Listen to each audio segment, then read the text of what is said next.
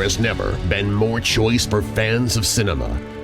Movie studios and streaming services are releasing content every week, yet somehow, to three guys living in the UK, the choice of what to watch has never been more difficult.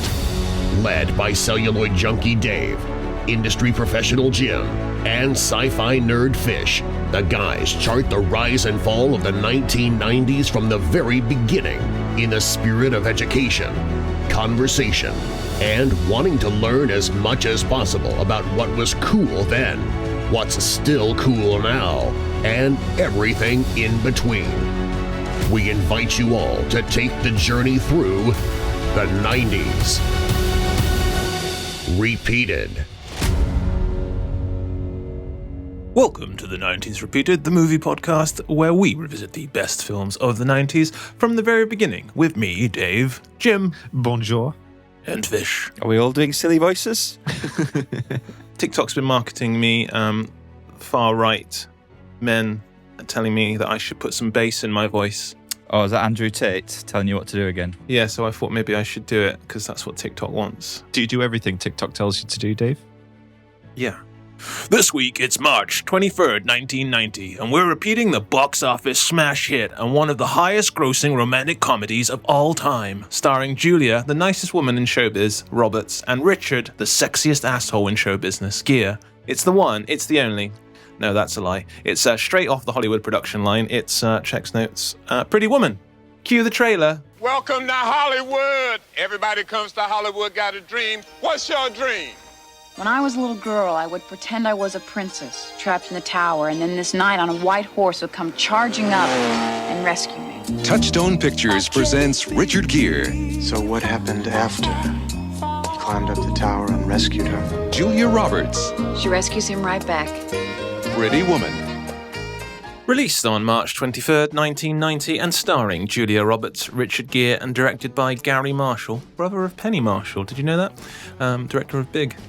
On a budget of $14 million, in its opening weekend, Pretty Woman was number one at the US box office, grossing $11 million, but despite dropping to number two in its second week, made a further $12 million on its second weekend.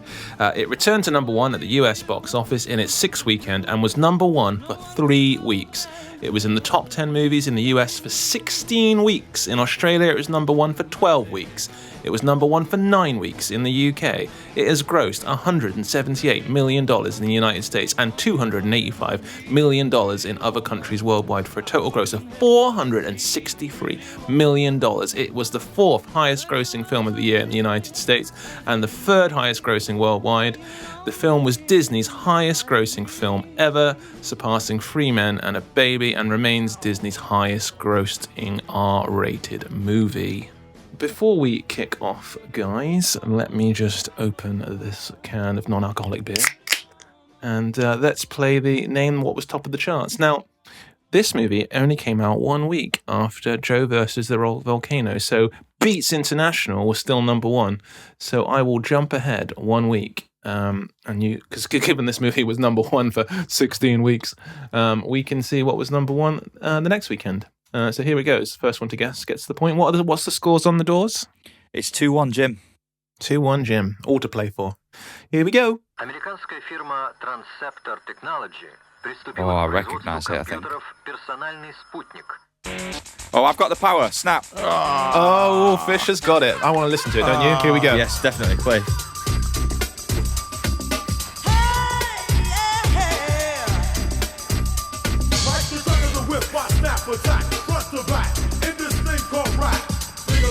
I'll tell you what, 2 back-to-back fat electronic tunes, early 90s. Yeah. This is the best one we've had, the best song we've had so far. Not Sinead O'Connor? No, this one. Oh man, I tell you what, Grandmaster Flash whacks that out. That's a perfect evening. So, Pretty Woman, guys. Pretty Woman, what is your experience with this movie? How were you feeling going in? Jim, let's start with you. I was excited to go in. I don't remember seeing this film all the way through, and I don't think I ever have. I think I've seen bits of it when I was a kid, when I was younger, and I was thinking to myself, why didn't I watch the whole movie? And then I watched the movie, and I realised actually it's quite like adult themed. This movie, not necessarily on screen visuals and stuff, but yeah, just the whole story and stuff. So I can imagine why I wouldn't have been allowed to watch it in full when I was a kid. Maybe. Fish, your experience going in, anticipation, excitement levels.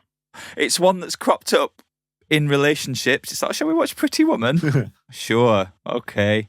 I don't remember watching this on my own or with parents, so I must have watched it with women. Pretty women? Pretty women?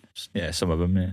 I feel like when I was growing up, whenever I walked into a room and women were watching television, this movie was playing. That's what I feel like. I feel like I've watched it via osmosis. I've never sat down and watched it, but I feel like I've seen every scene in this movie and that it's been playing in the background in a lot of houses that I visited as a kid, and I've seen most of it that way. I was pretty nervous going in to watch it, or I had to I really thought that this movie's going to have aged horribly and I'm going to be like the Grinch and I'm going to watch it and be like really uncomfortable and dislike it.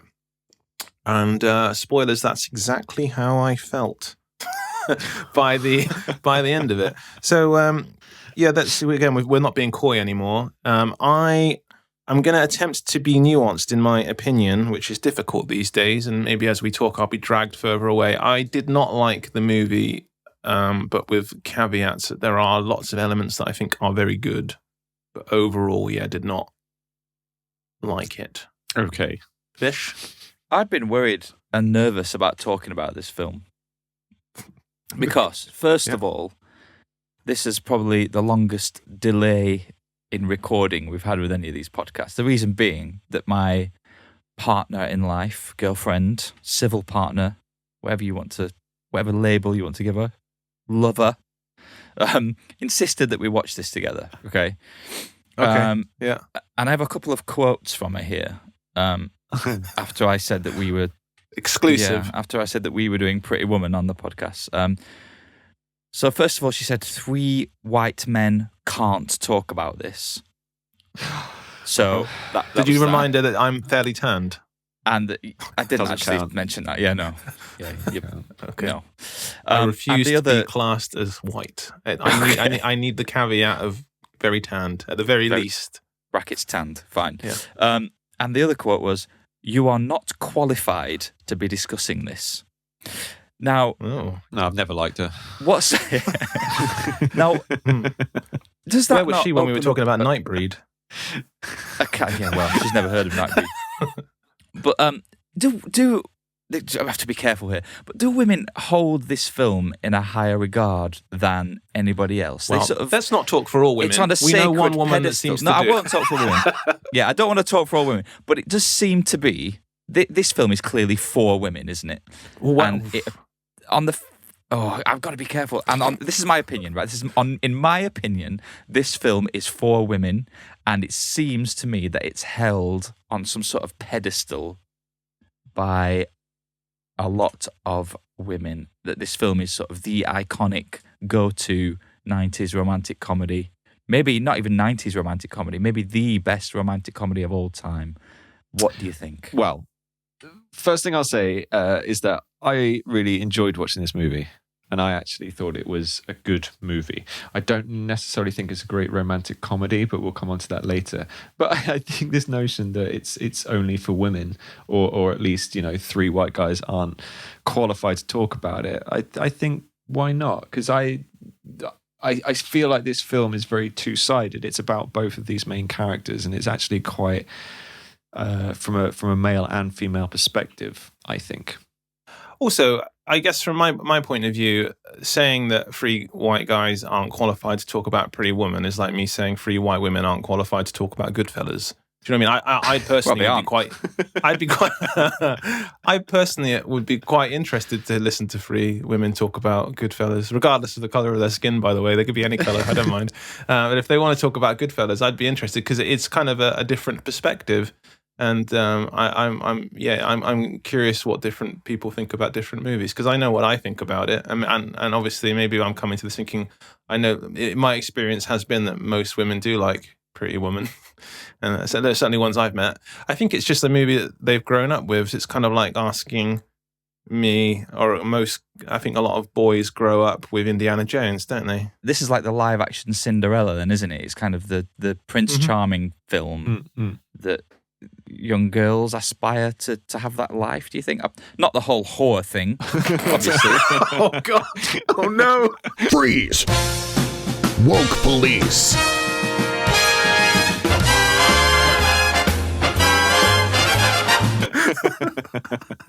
I mean, the rest of it. The what?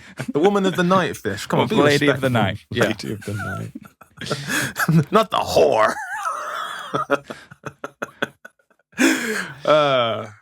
Right. So let me get this straight. Dave didn't like it with caveats. I haven't said if I liked it or not. I didn't love it, but I didn't hate it. I'm sat somewhere in the middle of it's an enjoyable watch to a level. I can't imagine me sitting down and watching it again on my own. Or with I'd happily watch it again with somebody and just quietly suffer through it and enjoy the bits that I did enjoy. There are elements that I really enjoyed of it. I just think as an overall product, I can't condone its buffoonery. You can't sanction its buffoonery. I can't sanction its buffoonery. I rewatched it today on my own, having previously watched it a couple of weeks ago with my girlfriend. Just because I wanted to refresh my memory about it, and I really liked it again. I don't know, there's something about this movie that is very nice, and also I think it's kind of it's obviously very firmly stuck in the 80s, although it's a 90s movie. But I think a lot of the themes, it is quite 80s-y, yeah. But you know, obviously the themes are surrounding sort of love, but more to do with like money and commerce is more relevant today potentially than it was even back then. Yeah, I think you're right. Actually, like this plays into the TikTok generation. I think in a big way. I think there's a nuance to that I'd like to get into at some point. Maybe we'll get into it now. So I guess part of the problem I have with the movie is that I don't think that, so that I can see why again. So I guess if I'm trying to be concise in the reasons I dislike it, and I'll elaborate later, this is like the complete opposite to Joe versus the Volcano. And it wasn't planned that I would do this. And it's worked out quite nicely in that we did Joe versus the Volcano one week, which I said is very much an artistic endeavor. And like I talked about this in the intro, this is straight production line Hollywood filmmaking. This is about appealing to as many people as possible, to a broadest audience as possible, and making some cash. And obviously the movie was very successful in doing that. And so I'd say, like, why is she a prostitute in this movie? What? And the reason, because the movie's not actually in any way interested in dealing with the fact that she is a prostitute, or the ramifications of that, or any of the seriousness of that. She's just a prostitute because that is a profession that resonates around the world and everyone knows what that is. And so, like, if you're in China, if you're in Australia, it's like that is the lowest of society, you know, on the hierarchy, and everyone can latch onto that. And then she is now with the guy that's at the top. Because what difference does it make if she's a waitress in this movie, or if she's just someone on a low income? It's just about making this as extreme as possible and marketing it. No, but I disagree with you though, because they even say in the film, you know, Richard Gere says the phrase, "Me and you are the same creatures. We both screw people for money." It's like they had to make her a prostitute to be this sort of equal to the way that Richard Gere behaves in his business endeavors. But they're not interested in actually showing that. That's just the line. That's just a line in the movie. The movie does not show us how in what way she is like Richard Gere. Or it's not really interested in getting into it. It's just, of course, it's that's what the whole movie is about. That's what this film is about, Dave. It's about what? Well, it's about these two people who are basically doing the same thing. And but do we see her do it? What do you mean see? Do we actually see her being a prostitute? Well, no, but then that's not going to be in a romantic comedy, is it? They can't like show the graphic detail of what she does for a living. Then it's a fantasy, and I get that, and so I'm supposed to switch my brain off and just enjoy the movie as it's a Disney movie. Again, this crass sort of commercialism, because that's what the movie is. That's why I dislike the movie and why I love Joe versus the Volcano. Joe versus the Volcano is like an artistic endeavor that's got something to say about life and the universe and like our place in it. Whereas this is just a commercial product that's designed to appeal to as many people as possible. As I'm saying, it's not really interested in talking about anything. I don't think the movie's got anything to say. It's just a good time. You think it's what? Okay, so she's a prostitute and he's a banker, and so that's exactly the big deal. That's like one line in the movie. It's not like it's not. Joe versus the Volcano is about life and death, and like but this movie what happens after we die, and about greed and point of life, and that's the whole point. The whole story arc of Richard Gere is that he goes through this thing about like buying these companies and selling them off and not building anything. And then later on in the film, he said, "Oh, we don't build anything." And then he comes to this realization that actually doing better in his business would be better for the world. And he goes through this whole character arc because it's to do with commerce and the way that people are basically all prostitutes. Everyone's a prostitute. I think Jim just dropped the mic. I think that was a drop the mic. Well, I'll go through the movie. The film even fucking opens, right? If we're going to start from the start of the film, let's go for it, right? The film opens with this magic guy doing a magic trick with coins. Mansplaining. In his hands, right? George Costanza mansplaining, I wrote down. Well, yeah, but before that, the very first shot is this magician doing a coin trick, right? And it is to do with like money is an illusion and everyone's after it. So that kind of sets up like the point of the movie from the very first shot. I mean, we have to. I will return to this. So I appreciate what you're saying. I'll go through the movie and then we can keep in mind what it is you're saying and keep in mind what I'm saying, and then we'll see as we go through. So I'm very much on the fence of crass. I'm very much on the line of crass commercial filmmaking with superficialism and no depth. And Jim wants to say there is some depth to this movie and it has something to say. So as we go through, we'll see. Fisher, I guess you're not committing at this stage. I'm now a listener, very engaged with this podcast. Carry on. So the movie opens with Richard Gere, who's an actor I really like, by the way. And as we'll go on, again, this is a test of our abilities to hold a conversation as well, Jim. Because this is what I don't want to happen. I don't want to get into a conversation about this film and us come out at the end that I hated it and you loved it, because there are elements I really like. We've just honed in on the bits I don't like, i.e. the script. Yes, I think is really where my issues are. So I'll start with the stuff. The things I really like are Richard Gere and Julia Roberts, and Julia Roberts is amazing in this movie, and I'll talk a little bit more about it. But we start off with Richard Gere. He is at a party and he wants his girlfriend to accompany him to a business trip, and she breaks up with him. So this is the movie attempting to establish that we should feel some sympathy for the rich banker character because his girlfriend has just broken up with him. I would say that it's semi-successful. I did have some feelings. Did you guys pick up on the cold open, if that's the term for it? Because usually 90s films start with credits, right? Okay, this film started like a shit Bond movie. It started like with that magician. Then he couldn't drive the car, and then he worked his way through the sort of LA or the Hollywood Hills, and then the credits started. I was like, oh, that was like the worst Bond intro I've ever seen. I quite like the opening of the movie is really well, from a filmmaking point of view, it's actually really good because it's got a quick editing. There's a lot of energy. It's bouncing around. The songs playing. What songs at the beginning? You cut me to the bone, and I won't miss the way that you kiss me. We were never caught. It's quite, you're tapping your foot, you're bouncing, and I actually thought, this is like really good, filmmaking. It's pretty exciting. I think it's a long old sequence, though, isn't it? But a lot happens in the sequence. They want to play that song out, don't they? I think. I'll get over you. I know I will. I'll pretend my ship's not sinking. Yeah, we start bombing our head. I think this is becoming a bit of a trope, isn't it? You've got to start your movie with a song that gets the audience in. This is like a 90s trope, isn't it? You get movie starts, get a nice song going, start tapping your foot, and you're bought in. So he borrows his mate's Lotus Esprit, which is very, very nice of George Costanza to learn Richard Gere. I was so pleased to see George Costanza in this movie. You telling me that wine is better than Pepsi? No way, wine is better than Pepsi. Well, until he turned to rapey George Costanza, yeah, I was happy to see him too. But does he just steal his mate's car? He just kind of steals it, doesn't he? That's what rich people do, isn't it? But he just sort of takes it, doesn't he? Yeah. I mean, he kind of puts up a bit of a fight, though, which is kind of weird, like, considering the rest of the movie, where basically this guy would do anything for Richard Gere. Like, he's literally falling over himself to do anything he can. And yet the one thing at the very start of the movie, he's just reluctant to give him his car, which just seemed a bit out of Yeah, I mean, character. I'd do a lot for you, Jim, but I wouldn't necessarily loan you my motor. That is... My motor. My motor. Yeah. Just going back to your first point, though, Dave, when he's on the phone with his girlfriend that breaks up with him, you say the objective here was to make us feel sorry for him. Absolutely.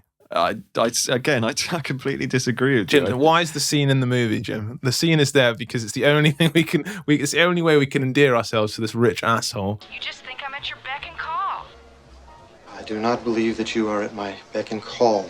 Well, that's the way you always make me feel. Maybe I should just move out. If that's what you want, yes. All right, when you get back to New York, we'll discuss. Now is as good a time as any. That's fine with me, Edward. Goodbye. Goodbye, Jessica.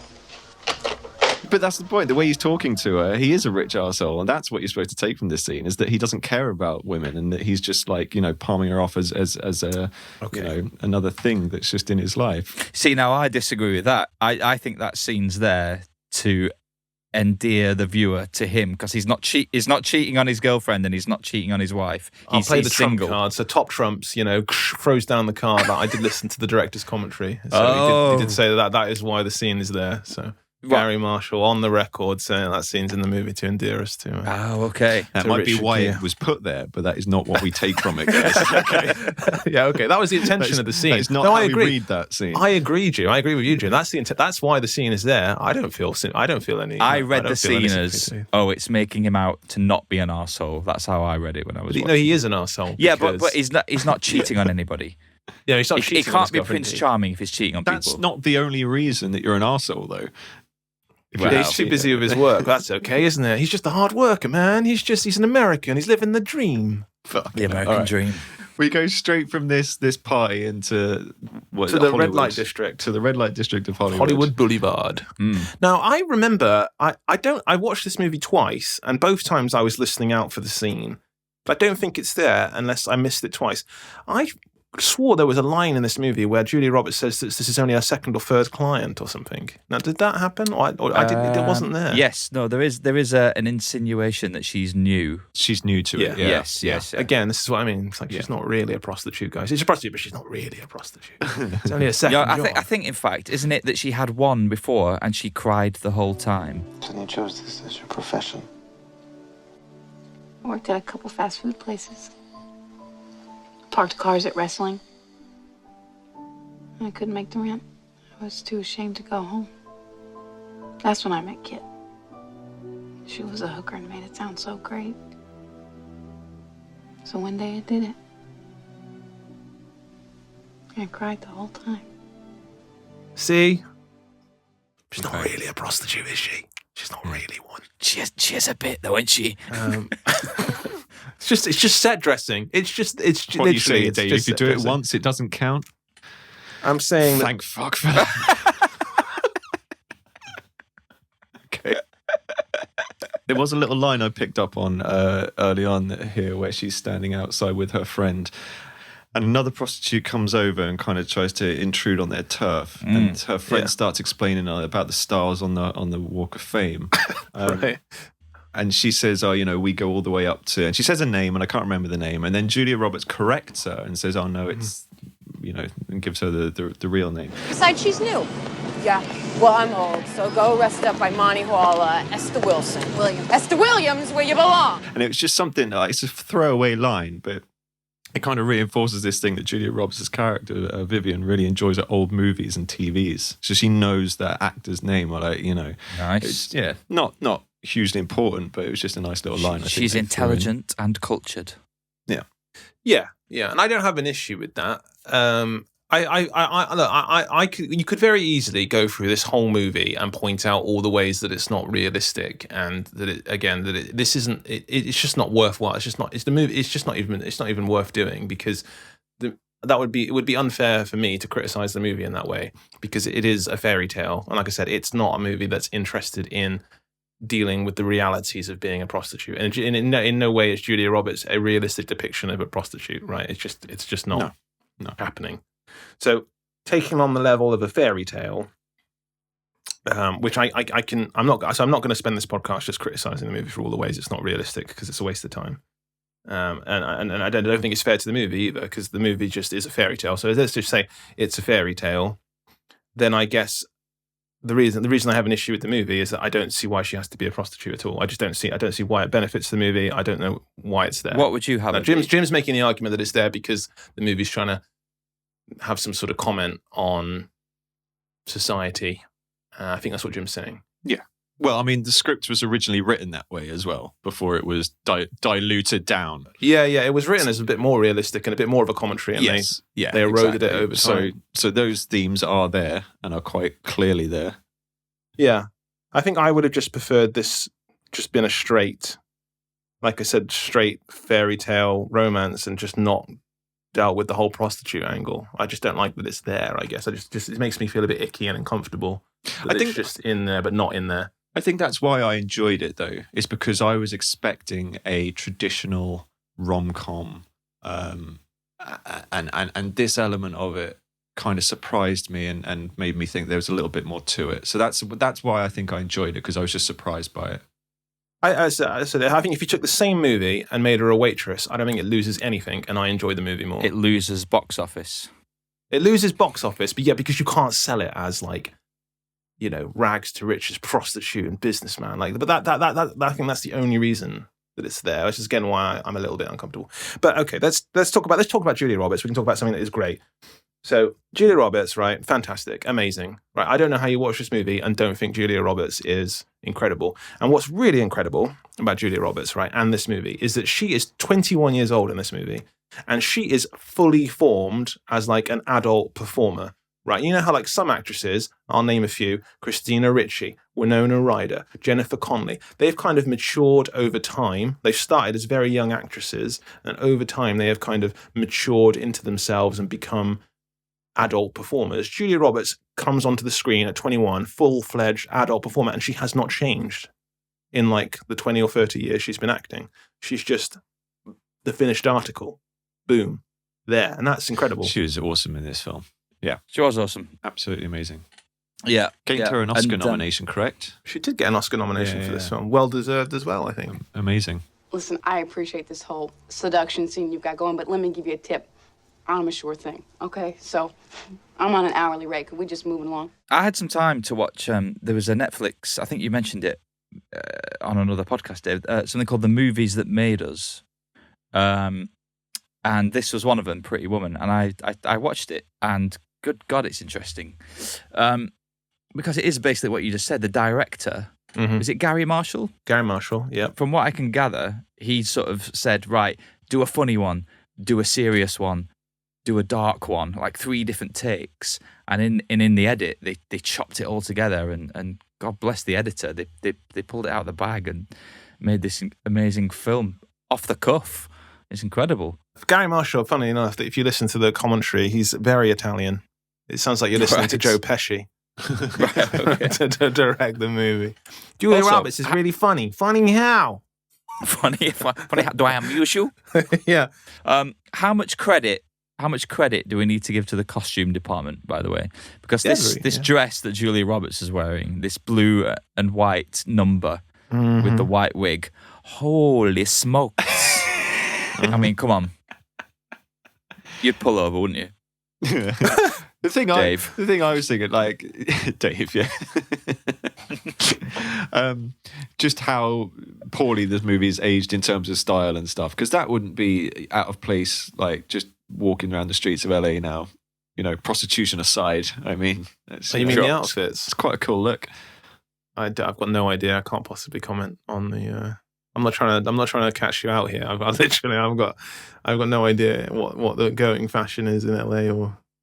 You're aware of people though, and the clothes they wear in the current world. It doesn't. Right? You're right. As far as the prostitute outfits go, it doesn't seem that racy or extreme. The outfit that she's wearing, especially when you see what gets passed around on TikTok these days. Yeah, like I said, I think it's just of its time though. Of its time. Nice little cameo from Hank Azaria in this opening 15 that, minutes yeah. as well. Yeah. I liked him popping up. That was cool. He does pop in, doesn't he? So we get I guess again the superficialness of this movie is that Richard Gere pulls up in his car, and I guess we're to believe that he's never stopped for a prostitute before, right? That's kind of the vibe they're going for, right? Are we Well, to he's believe? looking for directions, isn't he? Yeah, just looking for directions on the red light district on a line full of prostitutes. He's just an innocent fish out of water. He's just so aloof and upper class. He doesn't know what he's doing here. So he asks for directions, and then again, Julia Roberts, great, very confident, gets in the car, says she knows about cars and vehicles, and she starts talking about his car, so she's interesting. She's not the rate, she's not what you'd imagine a prostitute to be, and because this is a fairy tale, we go along with it. Is her friend quite important then in giving her a contrast? Because Kit DeLuca, I think her name is. Yeah, again, I don't know why the friend character's there, really. But I think she's there to highlight what Julia Roberts could become. Or isn't. But again, the movie's too sweet-natured. It can, because it's sweet on the friend as well. It is, yeah. Again, there's another version of this movie where this friend is killed, right, brutally. That is the social realist version of this movie, where that's what could happen to Julia Roberts, and she's saved from that. But the friend character is just the friend character in this. This movie is not interested in any way, shape, or form of dealing with the realities of prostitution, even if it's on her friend. But let's remember though, Julia Roberts isn't at the end of it. It's not like she's saved from prostitution. It's not like. She's not being saved from anything. No. Well, we're going to jump to the end. Oh, should we just jump to the end? Well, no, don't just jump to the end. What happens at the end, in your opinion? They fall in love, Dave. And that saves them. Well, I don't... Well, Love saves them, yeah? Richard Gere gets saved because he was a bastard and his moral compass has been switched at the end of the movie. But Julia doesn't Roberts buy and sell companies anymore at the end. He instead helps improve their business. That's right. And also allows a business. Presumably still charges a fair amount of whack for doing that, though, right? He's not a charity case. Well, no, exactly. But he also consultancy fees and stuff. Yeah, sure. He also allows. And Julia Roberts, what does she do at the end? He also allows him. Probably still sleeps with Richard Gere for cash. I'm guessing.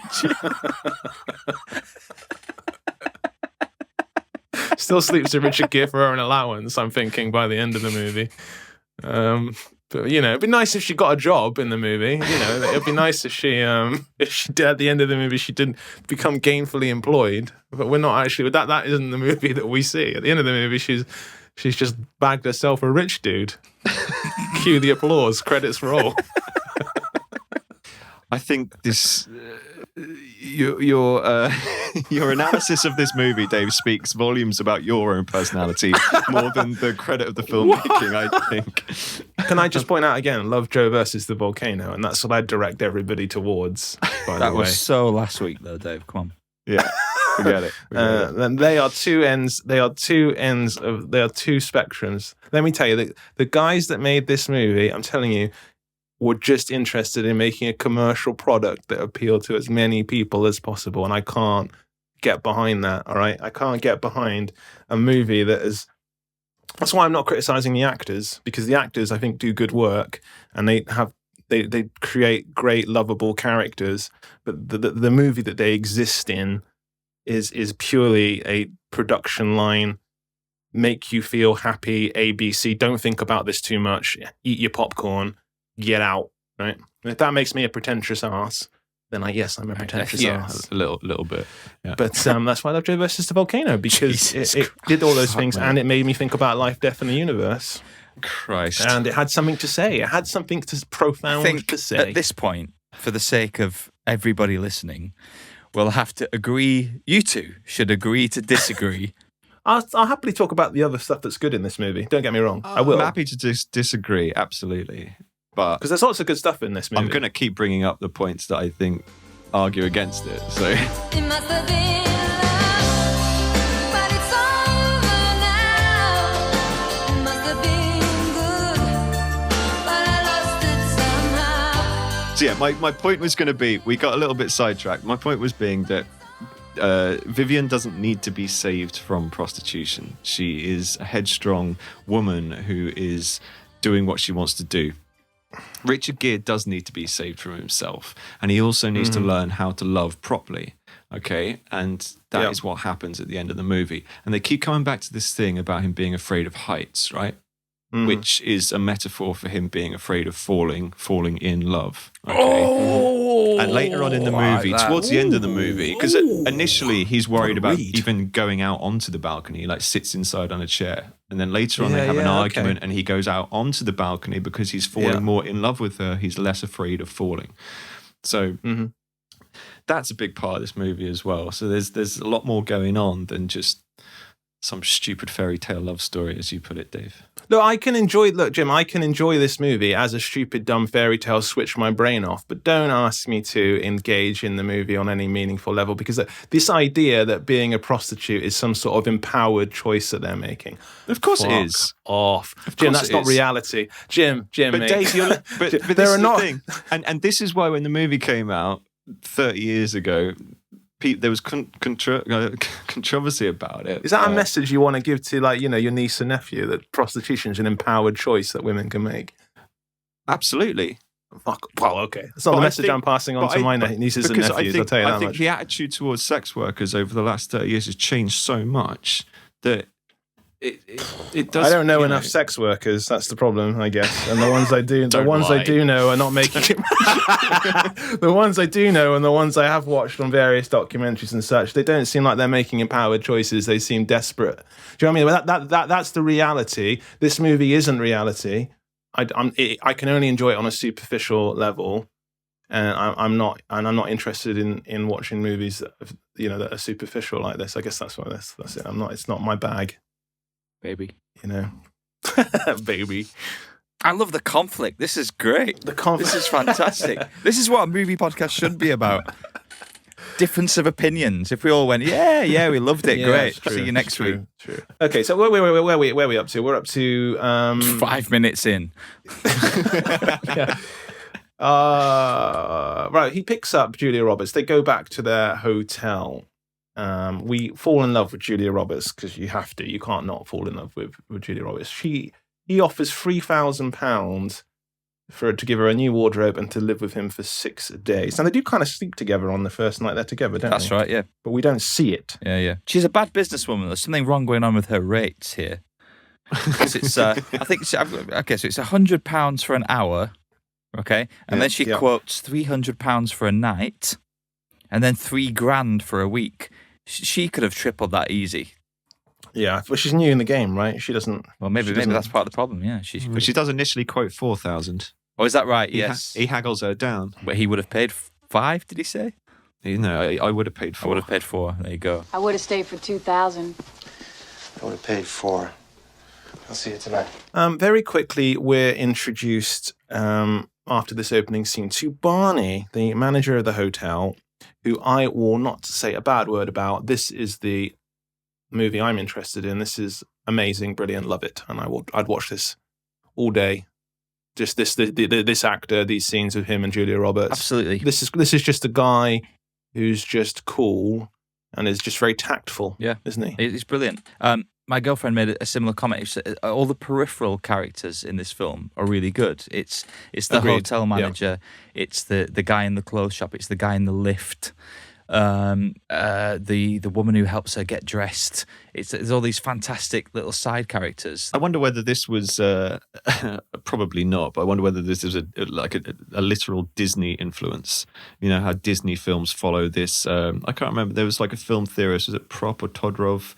And they kind of said that every Disney film has your hero, your villain, your prince, your donor, your father figure, and they have all these characters that are always in these stories. Jim, I think you've cracked it. If this movie had a talking, crab sidekick, it could have made $2 billion. They missed the trick here. That's what this movie needed. Everything's better down where it's wetter. Take it from me. Yeah, absolutely. Perfect. Missed the trick there. Missed a trick. Now, this again, where this is kind of interesting. This is the production line filmmaking. Obviously, Richard Gere has to fuck up in the middle of this movie, right? It has to happen because that's how these movies go. Yeah. Didn't happen in Joe versus the Volcano. Which was a weaker film.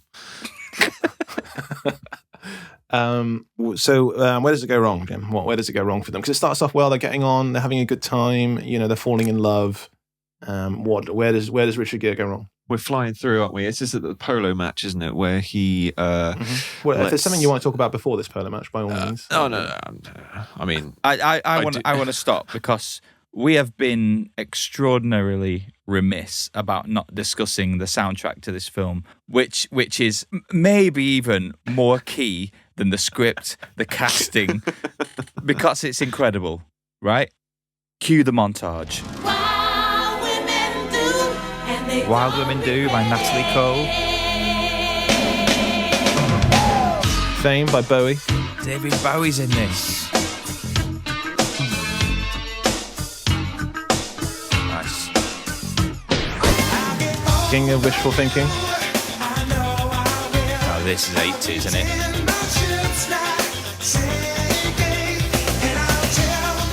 Listen to that 80s snare.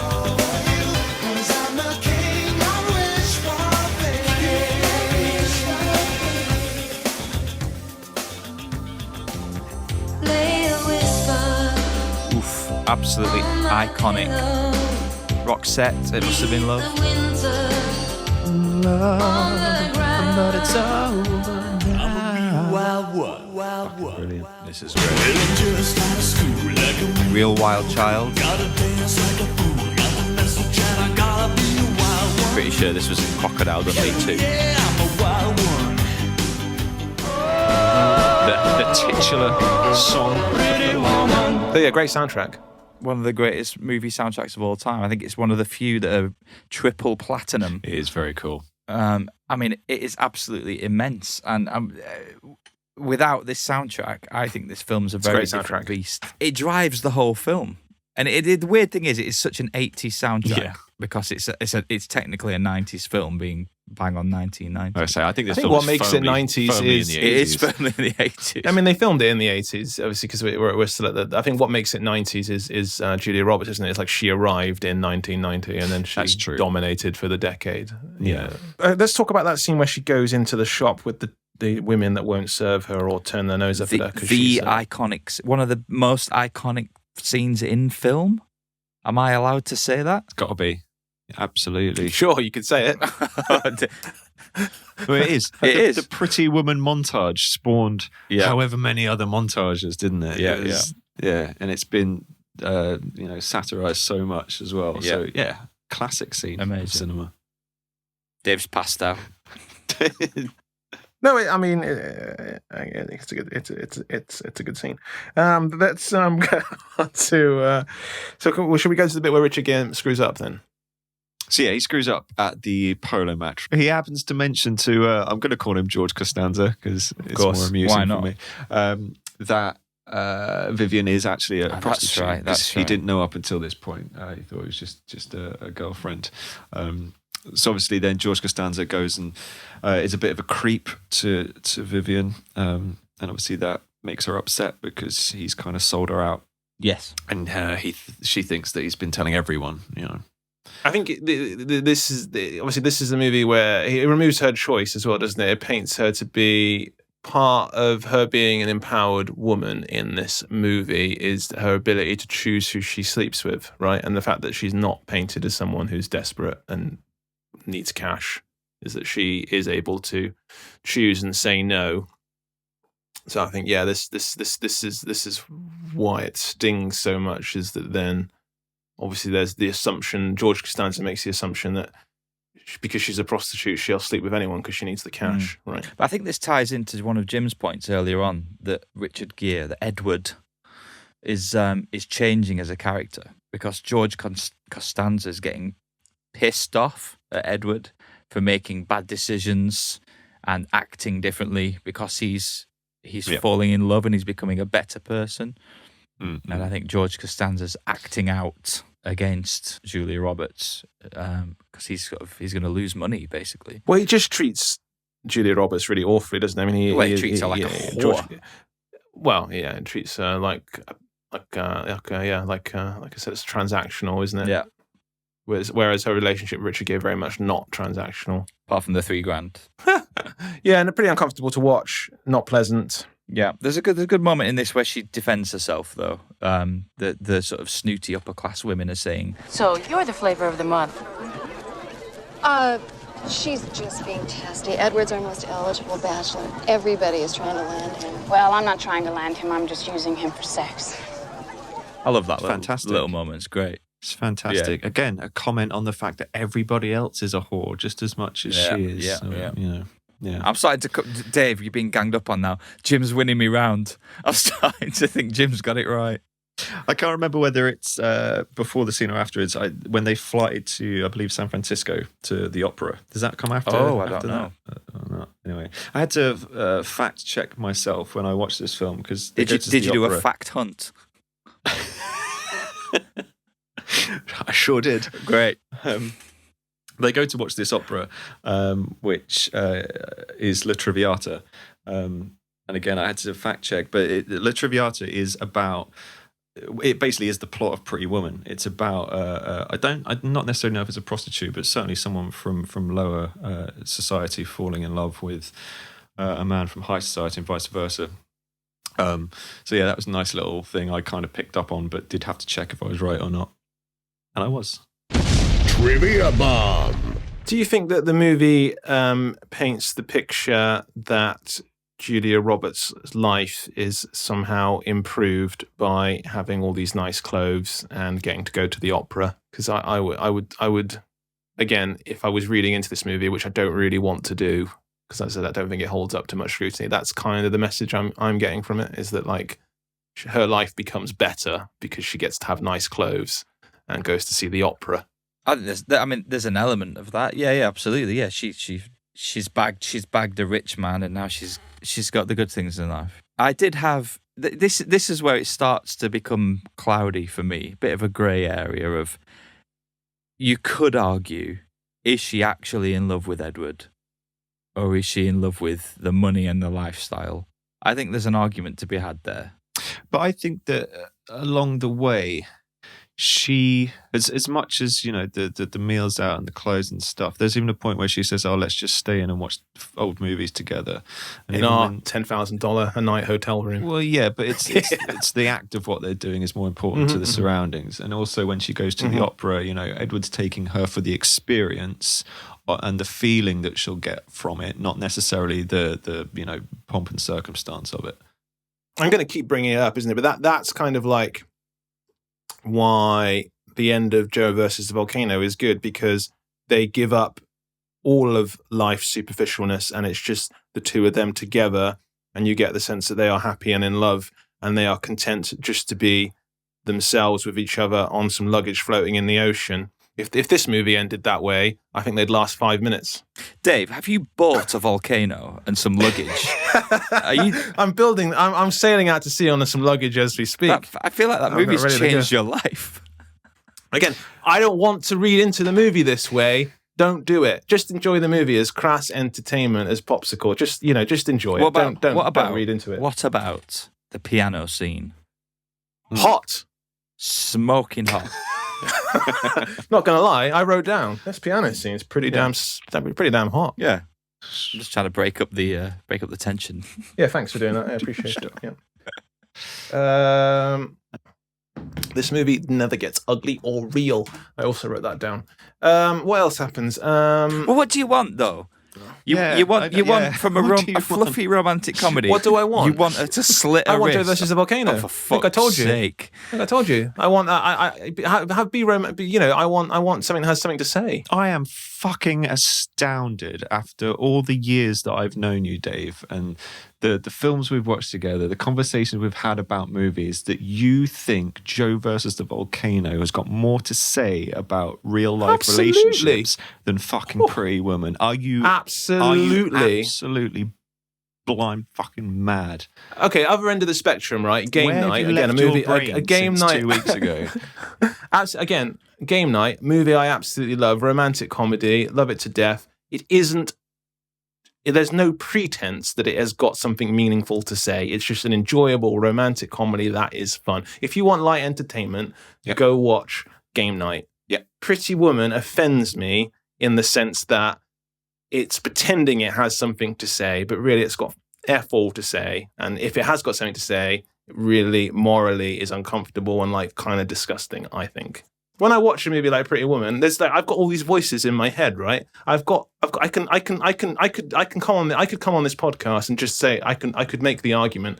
Yeah, it's great entertainment. I love it. You know, it's just fun, isn't it? It's just light. It's just, but I wouldn't be being true to myself. You know, I wouldn't be being true to the other voice in my head, which is the one that's ultimately saying there's something a bit insidious here. There's something a bit dark about this movie, and there's something a bit off about it. And that's the voice that's a little bit louder, and I wouldn't be true to myself if I didn't say. I refer you to Joe versus the volcano.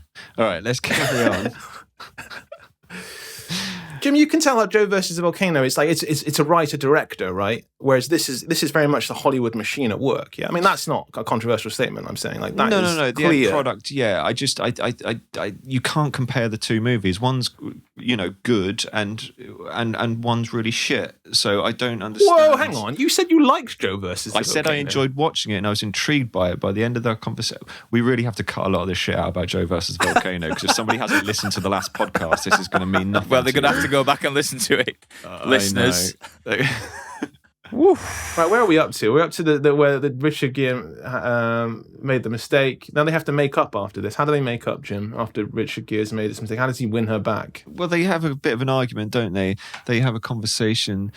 She says quite a cool line where I think she says something like, "You hurt me." He says, "Yes." And she says, "Never do it again," or something, which is pretty powerful stuff from her character. I think I like that. And then that sort of whole issue had been sort of resolved at that point, I think. I think so. I can't remember anything deeper going on at that point. She nearly leaves and then doesn't. Oh no, actually, he gives her the money and she decides not to take it, which I think is also quite an important point. Yeah, and he kind of offers to set her up, doesn't he, in like an apartment and give her a car and stuff. Right. And she kind of sees that as him kind of just trying to buy her. Mm-hmm. So I think that's where the conflict arises again. Sure. She talks about her childhood fantasy here about being rescued from her abusive home by a knight on a white steed, doesn't she? And then that's tying this all together. That's he is the knight on a white steed. He's the modern day knight. It's the Prince Charming, isn't it? Lotus Esprit. Yeah, Lotus Esprit. This is when he chooses to. He's changed now, and he decides to save the company instead of dismantling it. So Richard Gere is a changed man who's going to just work. Have we talked about this actor, by the way? So this old guy, does he always play rich? Because he's in Trading Places, isn't he? Playing like old rich man. And isn't he? He also appears in Coming to America, which was I think the first. Yes. The first connected universe before the MCU got stuck in was Coming to America and Trading Places when this character appears. Randolph, leave me alone, Mortimer. Randolph! I'm still not talking to you. There you go, yeah. I'm just looking him up, actually. His name's Ralph Bellamy, and this was his last movie. Oh, no way. Yeah. He died a year later, unfortunately. Oh, that's sad. Good run, though. But yeah, he's been in loads of stuff. I like him in Trading Places. He's a real dick. Great character. Then we get the awful scene where, I mean, awful as in content-wise, not in direction or anything like that, where George Costanza attempts to rape Julia Roberts. And then Richard Gere comes in and punches him in the face and fires him, and we all cheer. Yes. Yeah. And right now, I am really pissed, you know? Right now, I am just freaking out. So maybe if I screw you, and take you to the opera, then I could be a happy guy, just like that. Hey, get off me! Hey. Ow! Ow! Come on! She's a whore, man. She's a goddamn... Ah! You broke my nose. Get out of here. What is wrong with you? Come on, Edwin, I gave you 10 years. I devoted my whole life to you. It's the kill you loved, not me. I made you a very rich man doing exactly what you loved. Now get out of here. Yeah, it just seemed a bit much. I don't know, a bit necessary, I think. Well, the movie needs a villain, and it needs Richard Gere to come to the day and save. And so, Costanza, you are our villain. Yeah, and I think it surprised you can me kind more. of feel the cogs turning of the plot a little bit, I think, in this scene. Made me feel a bit more uncomfortable simply because I didn't know this was the kind of movie I was going into. As I say, when I said at the start, I thought it was a more kind of straight down the line, fluffy romantic comedy, which there's these elements that kind of... Well, need I remind you that there, even Back to the Future has a bit of rape in it, unfortunately. True. Yeah. No big deal back in those days to have a bit of casual... unfortunately, these scenes hit a lot harder these days. I don't know if they hit that hard back then. That's a good point, actually.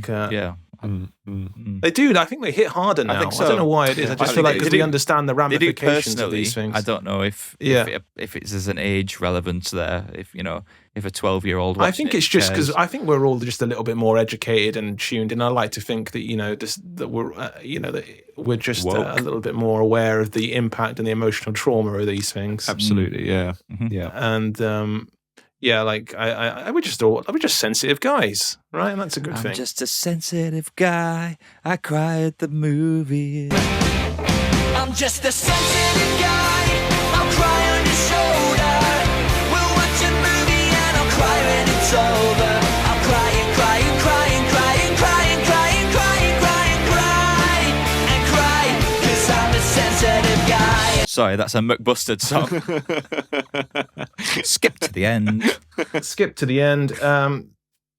Richard Gere climbs out of his white limousine sunroof and ascends the fire escape like a true fairy tale.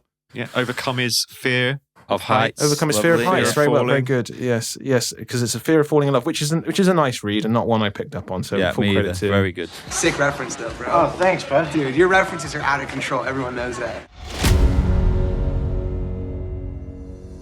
This week's episode is sponsored by Edward Lewis Business Consulting. Now that staff are no longer giving 120% because they've realised their sensible work-life balance is a basic human right after COVID, and energy bills are through the roof thanks to that pesky Putin, many business managers are wondering how they can afford the mortgage on that house that's 10 times bigger than they need, or how they can afford the private tuition for their 4 kids.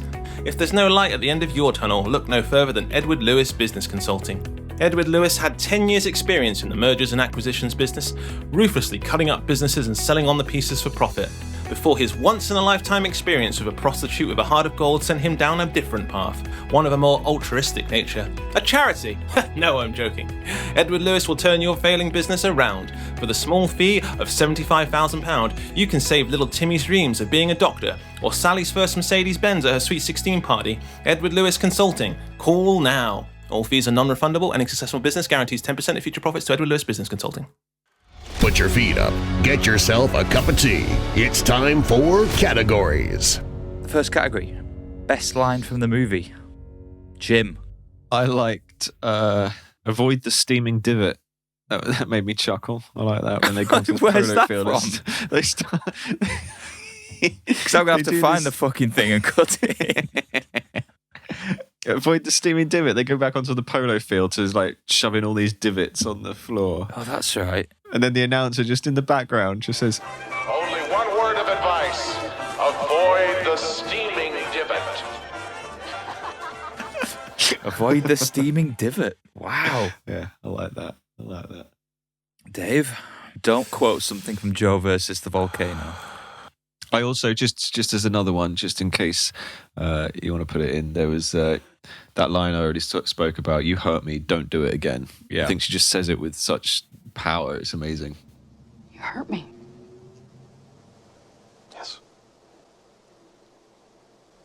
Don't do it again.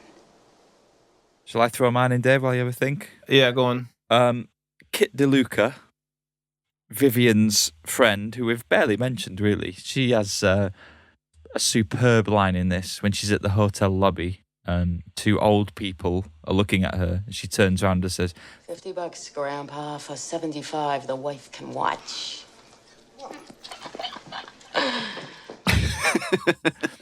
Which made me laugh. That is good. Yeah, I like that one. I like Julia Roberts saying, and the delivery of "big mistake, huge." You work on commission, right?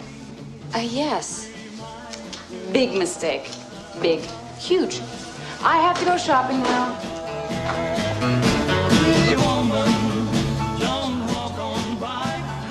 The next category, recast this. Pick a 90s actor and recast the movie to make it better. No, I wouldn't recast it. I think they're great. You wouldn't recast it with Hugh Grant and Andy McDowell? No, they're not the problem. They are not the problem. I'm going to come out and say it now. I don't like Richard Gere as an actor. Everyone says they have this great chemistry, which I think they do in this movie. I'm not denying that the pair of them work well together, but him as an actor, I no, can't deal with him. There's a few movies that maybe, I mean, again, I'm making an assumption you haven't seen, that maybe you have, that I think really... Richard Gere's great at playing bad characters.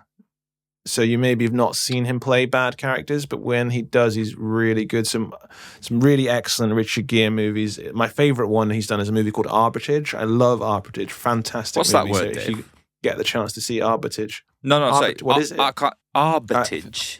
I think it's arbitrage, isn't it? Arbitrage. Okay. Arbitrage. Right. Okay. Arbitrage.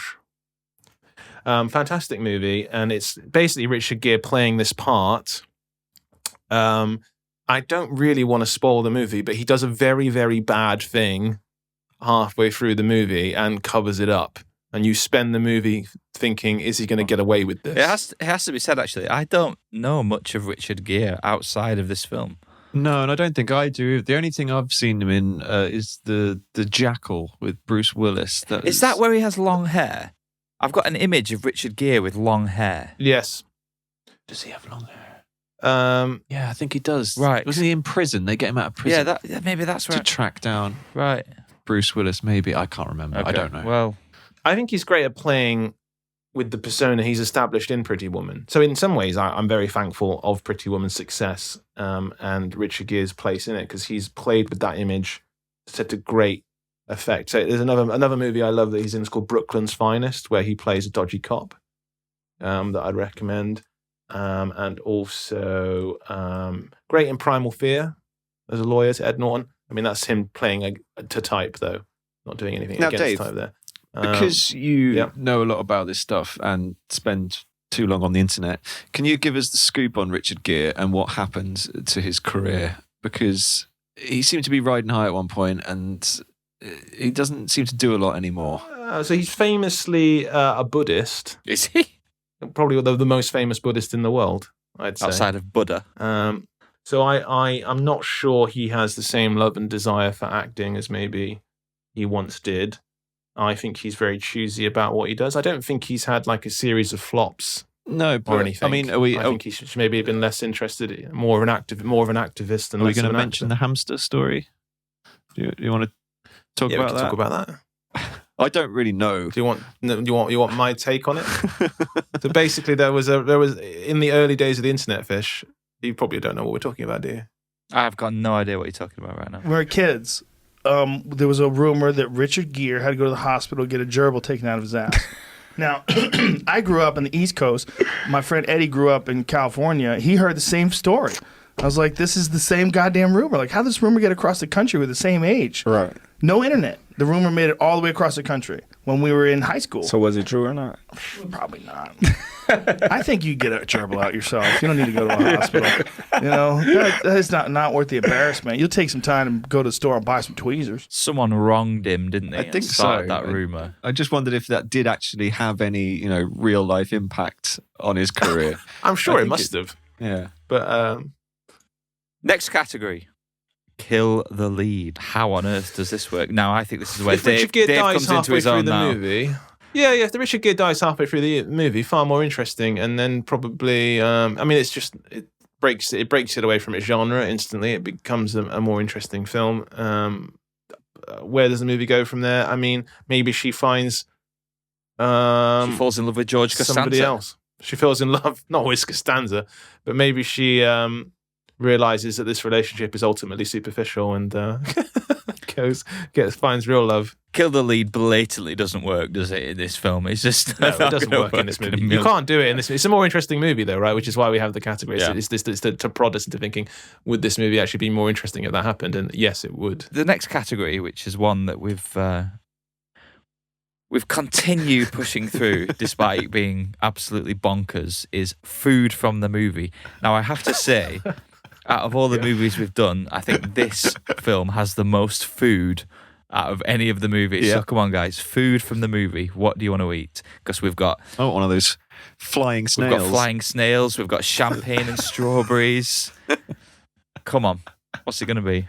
Every breakfast item from the He menu. orders all the breakfast, the breakfast items. All the doesn't he? They all breakfast look very items delicious. are They'd there. have the pancakes every time. You'd have that. Well, that's interesting. Let's go for this. So out of the breakfast table, Dave, you're going pancakes. Jim, They look the most appetising of that breakfast table. This is what people have tuned in for. Come on, Jim, what's your breakfast? I can't remember what else was on there. Was there like pancakes? Well, come on, it's croissants. It's like bacon, scrambled eggs, pancakes. All of it. What do you want? What's your I'll breakfast? go pancakes with bacon. You're going pancakes, double pancakes with bacon. Maple syrup or no? Yeah, put a little bit of syrup on there. A little bit of syrup, Dave. Syrup? You syrup, man? Oh, maple syrup on pancakes, yeah, absolutely. Great, thank you. Okay, we've got a Patreon, guys, if you want to sign up. Okay, right.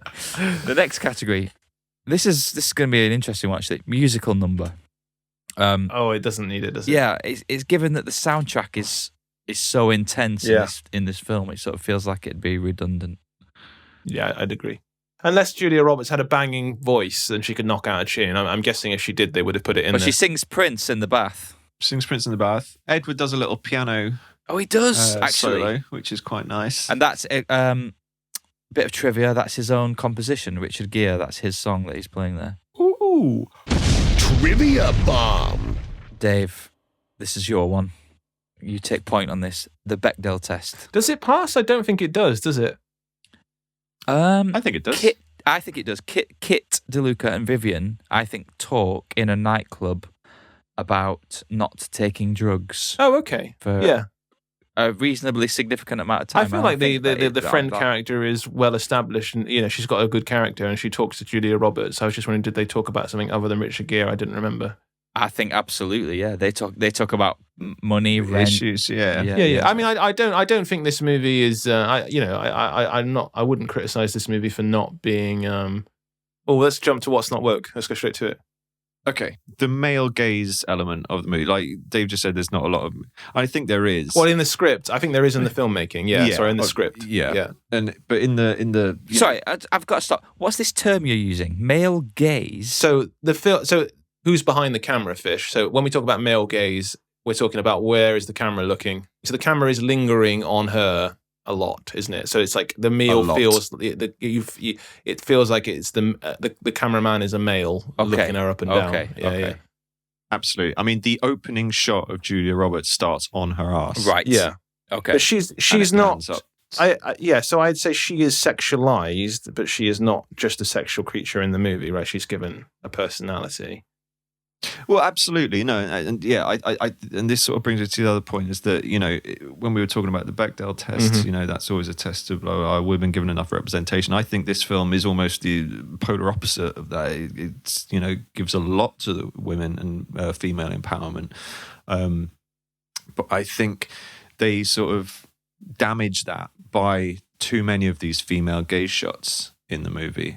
Yeah, I think the movie hits us over the head with how hot Julia Roberts is in this. Like, I have to keep being reminded. Yeah, and I just don't think it's necessary. You're probably not. No, I mean, you call your film Pretty Woman. You're kind of struggling, though. True. One of the issues that I took, though, and it's kind of an issue and it's not, it's the age difference. Yes. Yeah, but this is, Now, I think this is because Julia Roberts does not read as 21 in any way, shape or form. Well, that's very true, yeah. But there is obviously an age difference. What is the age difference? I think he's it's like 40 when they recorded this. Yeah, it's 17, it's 18 significant, years isn't it? Yeah. Yeah, but it doesn't feel it though, does it? It doesn't. Oddly, it doesn't. No. And they didn't cast apparently Winona Ryder in this movie and few other actresses because they read young, and Julia Roberts does not read young at all. But then there are scenes in the film where they've tried to make her younger, I think, in whether it's the performance or the reading. There's like a scene where she's kind of sitting on the floor eating, watching TV, and then she kind of rolls over. It's a little bit childlike, isn't make her very childlike, and that felt a little bit uncomfortable. And even my girlfriend Jessie said that to me at the time. She said, they've made her younger than she needs to be, or you know. So that kind of felt awkward to me. I think the reason they do that is to kind of sell this need that she needs to be protected or looked after a little bit, isn't it? And that's kind of like yeah, traditionally supposed to be appealing. Okay, next category. Would this movie be better non-linear? I think there's an argument to be had that somewhere along the line you could cut in and out of. You could hide the fact that she is a prostitute somehow, have it play out like a normal romantic comedy, and then cut back to it revealing that she's from the streets. Maybe that'd be an interesting. I think if they started in the future and they were still together, and maybe it had been 10 years, and then they were like, "This is the story of how we met," I may even have liked the movie more. Yeah. I think if they'd established what their life was like, 'cause I think that's part of the problem. Is I can't picture how these two stay together after this movie ends. Right. I think if they did somehow show that, I might have liked it a bit more. Sure, possibly. Speaking of that, though, because when I was watching this, we obviously know I enjoyed this movie, and I think there was a lot in it and a lot to be taken from it.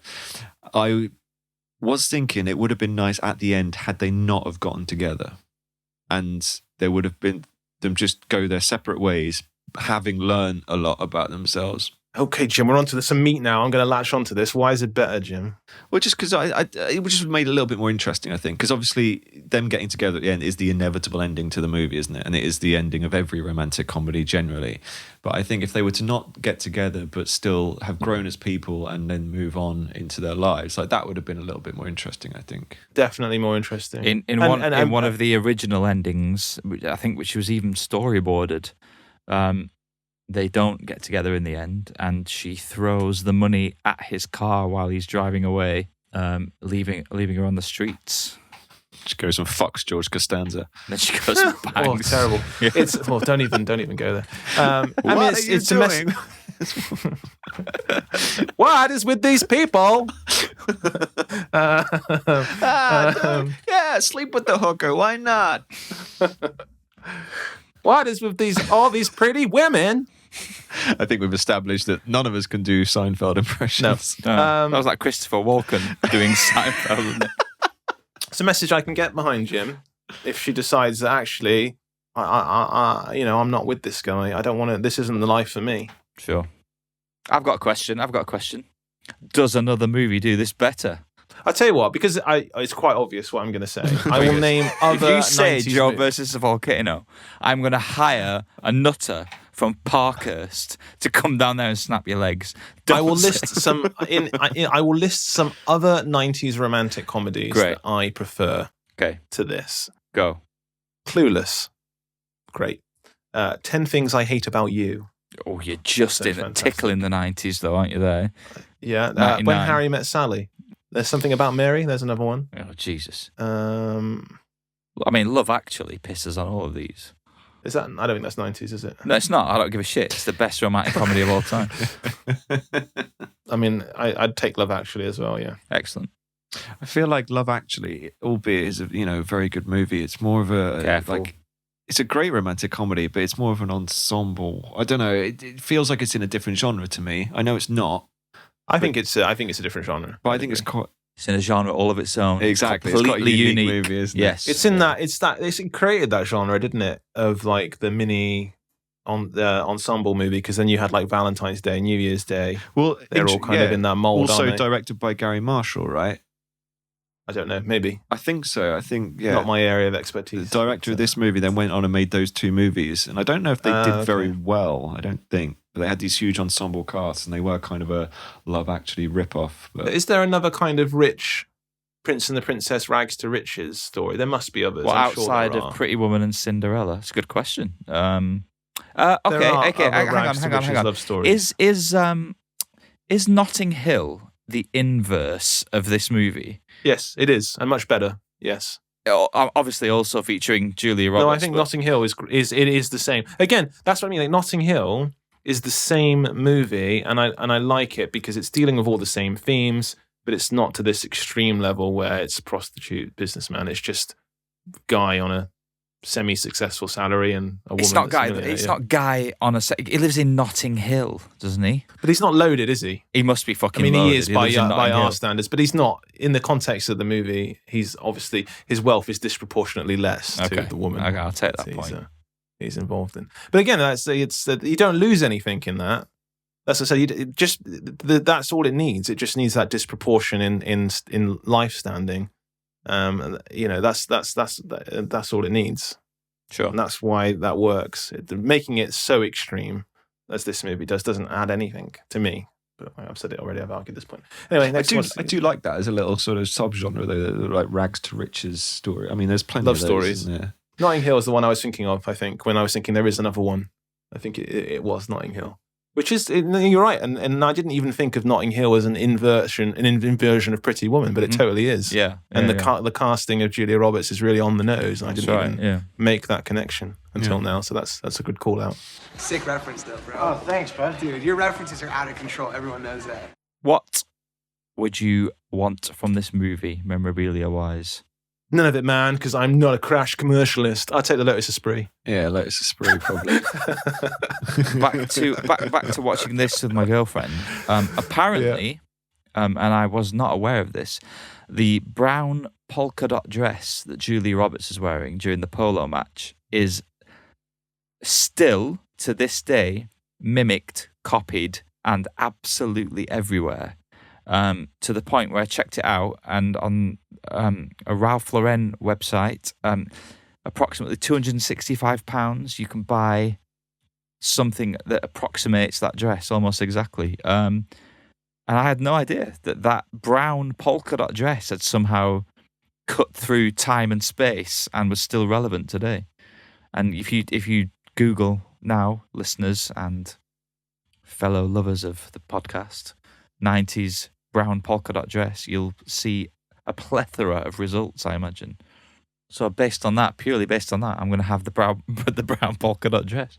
This just takes me in a little sideways tangent. I don't know if I've ever told you this before, or even if you know about this. Uh-oh. You know the clothing brand ASOS? Yeah. Originally, their name was As Seen on Screen. And they used to sell clothes from movies and TV shows. Yes. And I remember buying a pair of Tyler Durden sunglasses from them. Of course you did. Seen on Screen. But yeah, so... Where were your cowboy boots from? Tremors. But yeah, just a little bit of... Next category. Quite simply, weak and strong. Now, I'm worried about this. What's the weak part? What's the strong part? Well, Julia Roberts is the strongest part of the movie. We can agree on that, right? And then slowly followed up by the hotel manager, for me. Like, very close second. I think so. Yes, very good. Weakest part for me, I think I said, is the script. I won't go further than that. I agree with the strength. Julia Roberts is an absolute powerhouse tour de force, and she makes the film, basically. Mm-hmm. If I was to just take that as read, I'd sort of say, if I was allowed, I'd take the periphery characters as a whole, and I'd say the peripheral characters in this film are really strong. So who are they all? So I've said the hotel manager. I was saying the two women in the shop, the woman that dresses You've her. you've got George Costanza, you've got the old rich guy. Yeah. You've got woman who helps Julie Roberts get dressed, who's just really nice to her, and it just helps. You've got guy who catches snail. Great. The guy in the lift, who's in charge of the lift. Yeah, can we talk about that bellhop? Because I recognised him. What else has he been in? I don't know. He's been in He's a few... so familiar. Can we look? Oh, shite. We're going to have to look this up. Okay. Here we go. Yeah, Pretty Woman. I didn't even know it was called a bellhop. But there you go. They don't have them up north. No. James Patrick Stewart is the bellhop in Pretty Woman. I'm just loading up his credits. Nothing. Great. That's not helpful. IMDb. Thank you for that. Okay, he was in Armageddon. What was it? Who was he in Armageddon? Dr. Nerd is his character name. Dr. Nerd. Dr. Nerd.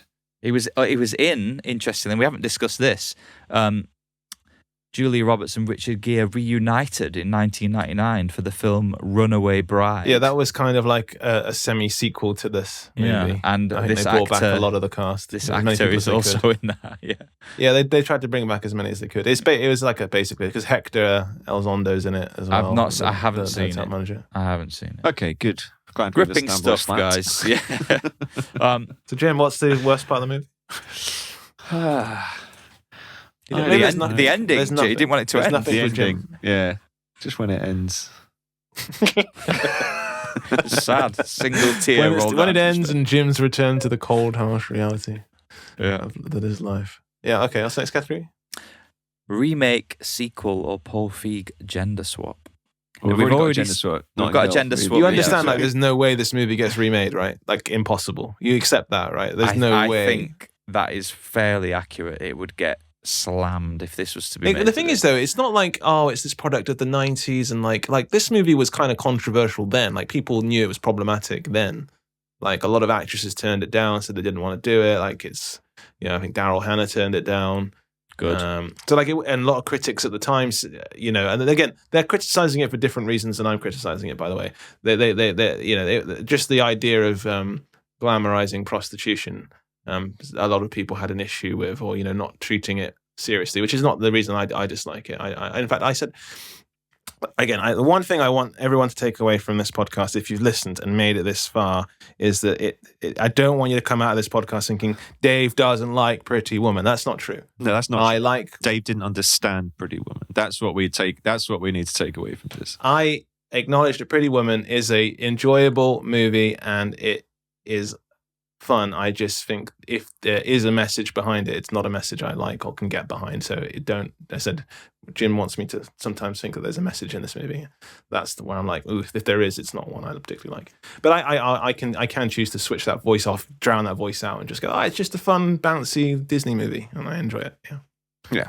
And just to add to that, I don't think there's strong messages behind it, but there is an awful lot that we are supposed to think and know that is clear on screen, that is being fed to us, that is more than just a floppy romantic comedy. Right. Thankfully, everybody listening to the end, well done, you three people who've made it this far. I apologise to Fisher's girlfriend's life partner in advance. I was not qualified to talk about this movie. Exactly right. I feel like I was, and I want her feedback. Yeah, I think Jim's going to get a bunch of flowers in the post or something. I fucking love this film. Or was it bad? Welcome to Hollywood. What's your dream? Everybody comes here. This is Hollywood, the land of dreams. Some dreams come true, some don't. But keep on dreaming. This is Hollywood. Always time to dream, so keep on dreaming. Pretty woman.